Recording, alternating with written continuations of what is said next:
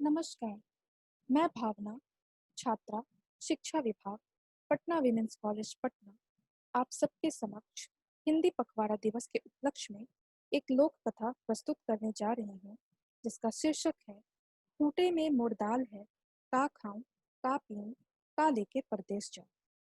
यह लोक कथा बिहार में काफी लोकप्रिय है, खासकर भोजपुर अंचल में। इस तरह की कहानियां आप सबों ने अपने बचपन में अपनी दादी या नानी से अवश्य ही सुनी होंगी। आज के समय में इस तरह की कहानियां शायद ही सुनने को मिलती हैं। तो आइए आज हम फिर अपने बचपन को याद करते हैं और नई पीढ़ी को यह समझाने की कोशिश करते हैं कि किस तरह सूझबूझ और अथक परिश्रम से बड़ी से बड़ी चुनौतियों का सामना किया जा सकता है। तो चलिए।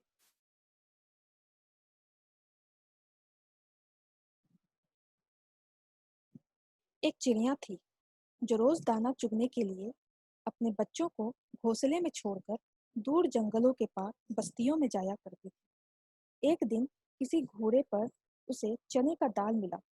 वह उसे लेकर चक्की में दरने के लिए गई। दरते दरते एक दाल खूंटे में फंसी रह गई। एक ही दाल बाहर निकली। चिड़िया ने उसे निकालने की अपनी ओर से बहुत कोशिश की, लेकिन वह सफल नहीं हो सकी। चिड़िया बढ़ई के पास गई और उससे बोली कि तुम खूंटे में फंसी दाल निकाल दो। उसने बढ़ई से कहा, बढ़ई बढ़ई खूंटा चीरो, खूंटा में मोर दाल है, का खाऊं का पीऊं, का लेके परदेस जाऊं।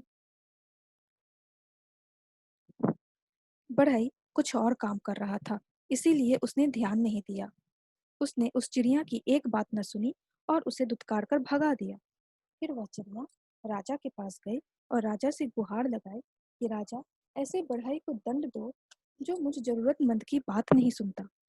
राजा राजा बढ़ई ढूंढो, बढ़ई ना खूंटा चीरे, खूंटा में मोर दाल है, का खाऊं का पीऊं, का लेके परदेस जाऊं।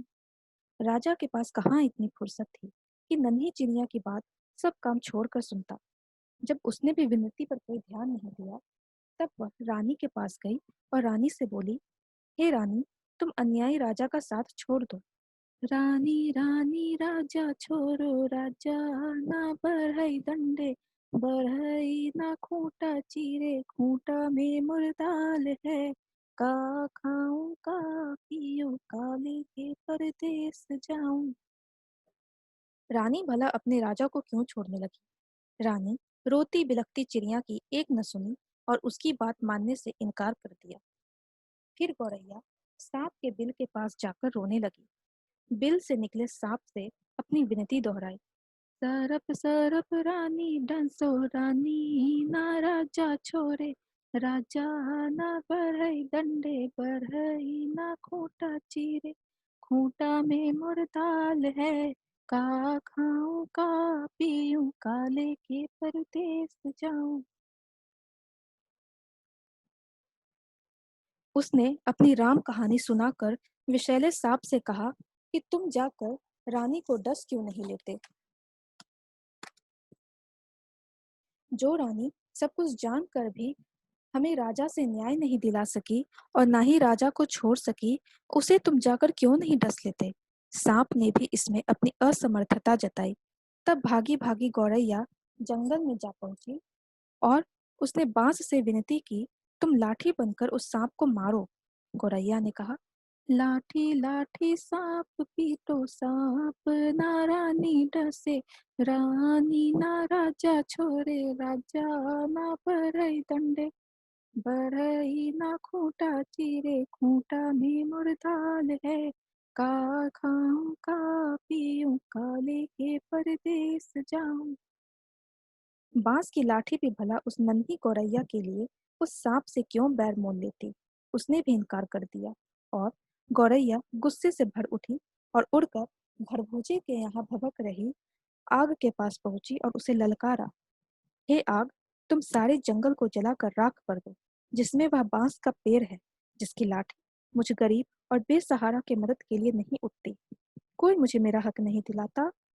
आग ने जब सारी बात विस्तार से जाननी चाही, तो गौरैया ने उससे कहा, लाठी ना विषधर मारे, विषधर ना रानी डसे, रानी ना राजा छोड़े, राजा ना बढ़ई दंडे, बढ़ई ना खूंटा चीरे, खूंटा में मुर्दाल है, का खाऊं का पीऊं, काले के परदेस जाऊं।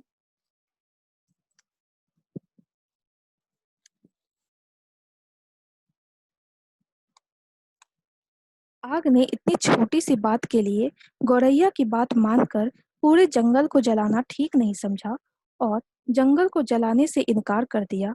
तो गौरैया बहुत दुखी हुई, लेकिन निराश नहीं हुई। वह सागर के पास गई और उसे अपनी पूरी बात बताई और विनती की।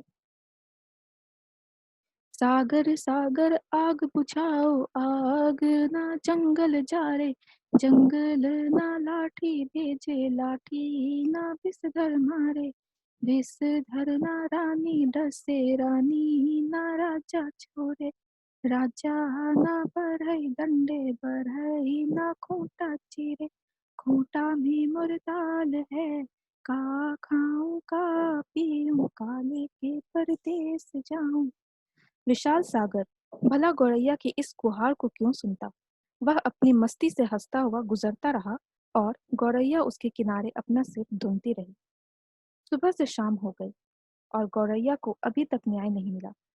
फिर वह हाथी के पास गई और उससे अनुनय की कि तुम चलकर मुझे न्याय दिलवाओ। उस सागर को सोख लो जो मुझे दुखियारी की हंसी उड़ाता है। बलवान होते हुए भी अन्याय के विरुद्ध खड़ा नहीं होता। जानते हो मेरे साथ क्या क्या हुआ, मेरे ऊपर क्या क्या गुजरी। यह सब बोलते हुए उसने हाथी को भी अपनी राम कहानी सुनाई और कहा,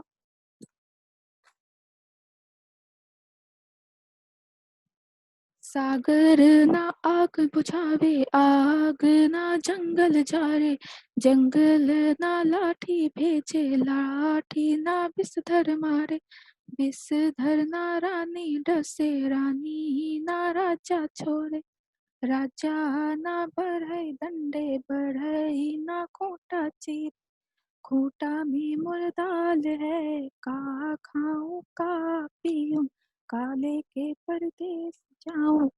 हाथी भी गौरैया की बात सुनकर टस से मस नहीं हुआ। उसने भी उसका साथ नहीं दिया और उसकी बातों को हवा में उड़ाता हुआ अपने लंबे लंबे सूप जैसे कान को हिलाते हुए मस्ती से आगे निकल गया। अब नन्ही गौरैया का धीरज टूटने लगा। वह थक कर चूर हो गई, जहां की तहां बैठी लाचार होकर आंसू बहाने लगी। सारी दुनिया उसे अंधेरी दिखाई देने लगी। किससे किससे उसने कहानी नहीं सुनाई, लेकिन किसी ने उसकी मदद नहीं की। बेसहारा लाचार की करुण पुकार पर कोई ध्यान नहीं देता। तभी उसके पैरों के पास एक नन्ही सी चींटी आकर उसका हाल पूछने लगी। चिड़िया ने देखा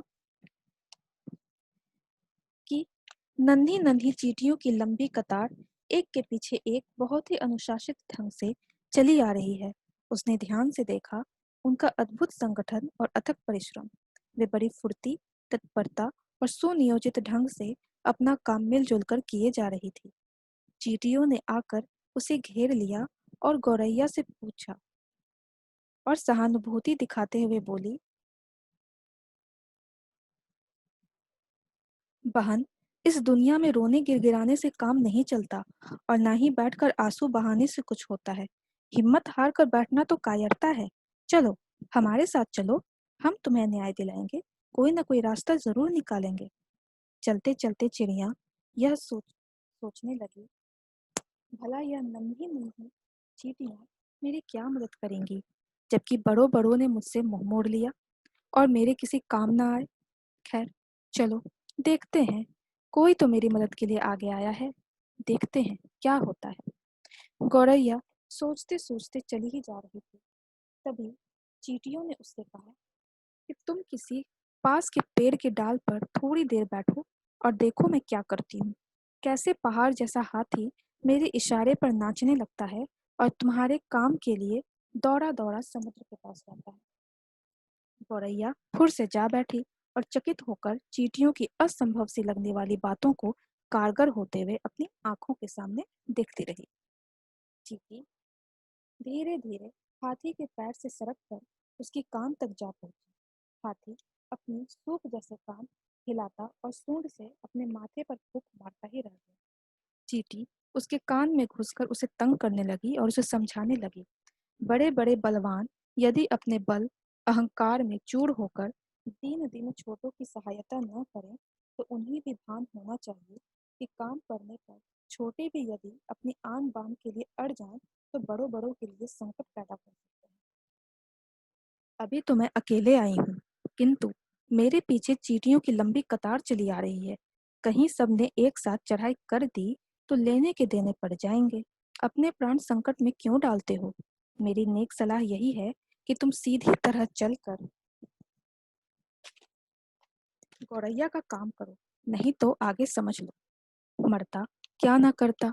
हाथी झुंझलाहट और घबराहट में चींटी की बात मानने को लाचार हो गया और यह कहते हुए गौरैया के काम के लिए सागर को सोखने तैयार हो गया। चींटी ने हाथी का पिंड छोड़ दिया और गौरैया उसे धन्यवाद देते हुए हाथी के पीछे पीछे उड़ती वापस सागर की ओर लौटी। हाथी जैसे ही सागर के पास उसे सोखने के इरादे से पहुंचा, सागर हाथ जोड़कर जोड़कर विनती करने लगा कि हे सागर, मुझे मत सोखो। मैं गौरैया की मदद करूंगा, मुझे मत सोखो। सागर जब अपनी तटों की सीमा छोड़कर आग बुझाने के लिए उमड़ा तो आग ने थरथर कांपते हुए गौरैया का काम करने का वचन दिया।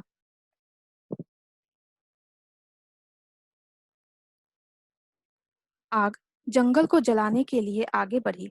गौरैया भी साथ चली आ रही है। यह जानकर जंगल ने भी वादा किया, मैं लाठी को सांप मारने के लिए तुरंत भेजता हूँ, लेकिन मुझे जलाकर राख मत करो। सांप की क्या मजाल जो जंगल की बसवाड़ियों में अनगिनत लाठियों की मार से भयभीत ना हो। उसने भी बिल से बाहर निकलकर गौरैया को भरोसा दिलाया। रानी ने जब सांप को महल में आते देखा और उसके साथ गौरैया को आते देखा तो वह पूरी बात का अनुमान कर पसीने पसीने हो गई। उसने हाथ जोड़कर विनती की, हे सर्प, मुझे मत डसो, मैं राजा को त्याग दूंगी, मुझे मत डसो। रानी के उस वचन के बाद भला राजा क्यों अपने हट पर टिकता? उसे तो गौरैया की धीरज, अथक परिश्रम और सूझबूझ का समाचार मिल चुका था। उसने अपनी लापरवाही और अन्याय के लिए क्षमा मांगते हुए फौरन बढ़ई को बुलाने का आदेश दिया और कहा कि हम तुम्हें दंड देते हैं जो तुमने उस जरूरतमंद चिड़िया की सहायता नहीं की। फिर क्या था, बढ़ई ने राजा के सामने आकर गौरैया की बात न मानने का अपराध कबूल किया और थरथर कांपते हुए राजा से गिड़गिड़ा कर विनती की, हे राजन, मुझे सजा न दें, मैं गौरैया का काम करूंगा, मुझे सजा न दें, मुझे क्षमा कर। गौरैया को और क्या चाहिए था? गौरैया बढ़ई के साथ चक्की के खूंटे के पास पहुंची जिसमें चने की दाल फंसी हुई थी। बढ़ई ने खूंटे से दाल निकाल कर दी और गौरैया उसे अपने चोंच में लेकर अपने घोंसले में पहुंची, जहां उसके नन्हे नन्हे बच्चे उसकी राह में आंखें बिछाए भूखे प्यासे बैठे थे। बच्चों ने चहचहा कर उसका स्वागत किया। चिड़िया ने अपनी चोंच से चने का दाना अपने बच्चों को खिलाने लगी और गुनगुना गुनगुना कर पूरी कहानी सुनाने लगी कि कैसे उसने हिम्मत से काम लिया और बड़ों बड़ों ने उसकी बात मानकर उसकी मदद की। लेकिन जब वह रो गिड़गिड़ा रही थी तो किसी ने उसकी बात पर ध्यान नहीं दिया। उस समय उसकी मदद को वो चींटियां आईं जिनकी संगठित सेना के सामने हाथी भी लाचार हो गया। तो दोस्तों, देखा आपने किस तरह से अपनी सूझबूझ और अथक परिश्रम से गौरैया ने इस चुनौती को पार किया और अपने बच्चों के लिए भोजन ला सकी। सच ही कहा गया है दोस्तों, सब उसी की मदद करते हैं जो स्वयं अपनी मदद करना जानता है। आशा है आप सभी को यह लोक कथा पसंद आई होगी। धन्यवाद।